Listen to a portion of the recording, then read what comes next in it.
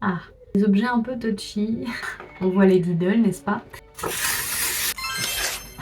Je te retrouve aujourd'hui dans la chambre chez mes parents pour te montrer des méthodes pour trier facilement tes souvenirs et les objets qui sont chargés sentimentalement. Chez mes parents, j'ai deux boîtes où je range les objets un petit peu lambda et une boîte où j'ai toute ma correspondance, des lettres, des cartes. Bien sûr, j'ai des objets dans cette chambre comme chez moi de décoration qui sont des souvenirs qui sont sentimentalement chargés. Et ces objets-là, je les trie assez facilement. Mais tous ces objets cachés que je viens uniquement de temps en temps consulter, je viens y faire du tri tous les 6 mois, 1 an. Parce que la valeur qu'on accorde à un objet évolue avec le temps. Et c'est particulièrement le cas avec les souvenirs. Donc tu vas voir, en faisant l'exercice, des choses qui nous font peur a priori, que l'on n'ose pas vraiment aller trier de peur que ça vienne nous trifouiller là-dedans, et ben en fait, ça peut avoir moins d'impact que tu le penses, voire même ça peut te libérer d'une attache que tu pensais avoir, que l'objet aurait exercé sur toi. Je vais faire mon tri annuel et je vais te donner quelques exemples pour t'aider. Alors, on voit les Diddle, n'est-ce pas? Ça, c'est ma veste d'école hôtelière.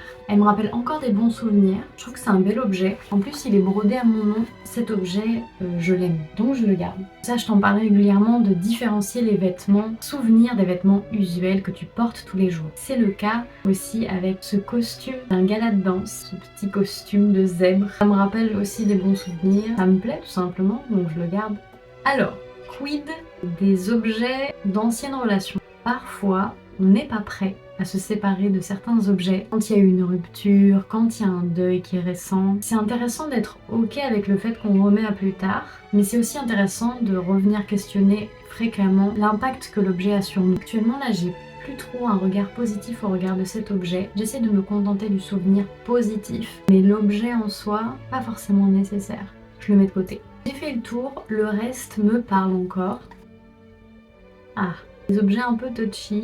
Il y a des objets sur lesquels je dois poser une action pour acter que ce qui est passé, c'est passé. Je les mets à part. Il faut que ce que tu gardes aujourd'hui, ça te procure du plaisir. Si pour toi des souvenirs sont importants à garder parce qu'ils témoignent du chemin parcouru, c'est un sentiment qui est ok. Mais si ça engendre plus de souffrance que d'appréciation du moment présent, c'est sans doute que tu es prête à les faire partir de ta vie. Maintenant, j'apprends un peu plus cette partie parce que je sais que lors de mon dernier tri, je n'étais pas prête à faire sortir certains objets, les écrits, voire quelques photos que j'ai mises à part. C'est un peu délicat là.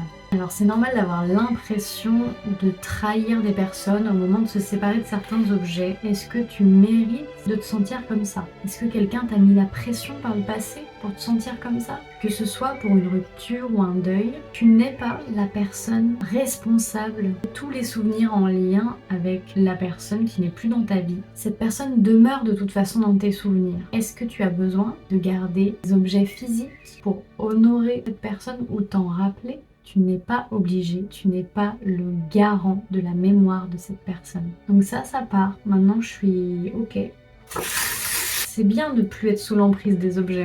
D'abord, au début, tu vas te sentir peut-être mal. Tu vas te dire, mon Dieu, mais je suis une horrible personne d'avoir fait ça. Et après, un sentiment de légèreté. Si t'es pas encore sûr, garde pour plus tard. Mais quand tu reviens inlassablement sur ces mêmes sentiments de pas bien, ne t'inflige pas ça. C'est pareil, le calendrier 2018-2019 avec les photos personnalisées, c'est trop.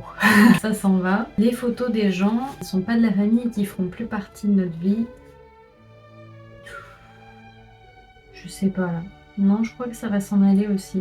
Personnellement, je ne conserve pas les cartes de vœux non personnalisées, avec juste marqué bonne année, gros bisous, qui ne représentent pas les personnes qui me les ont envoyées. Sauf si on est sur une carte faite à la main, si on n'est pas sur l'évocation d'un lien précieux. Tu me manques, j'ai aimé tel souvenir, je pense à toi. À mes yeux, ça n'a pas de sens de conserver ce genre de souvenirs. Surtout en tant que femme, on peut avoir l'impression qu'il est de notre devoir de garder les souvenirs qui concernent le foyer, qu'on ait un enfant ou pas, le soin apporté.